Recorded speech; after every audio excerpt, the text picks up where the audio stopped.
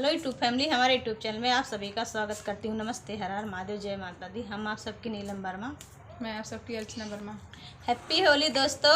हम आप सबके बीच एक बहुत प्यारा प्यारा सा लाई हूँ होली का गीत। आप सब लाइक शेयर सब्सक्राइब जरूर करना, फुल वॉच में देखना, अपना प्यार दुलार जरूर देना।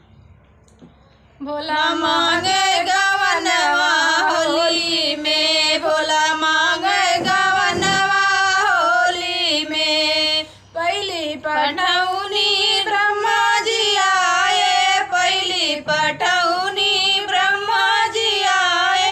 गौरा न बैठे डोलिया में, भोला मांगे गवनवा होली में, भोला मांगे गवनवा होली में।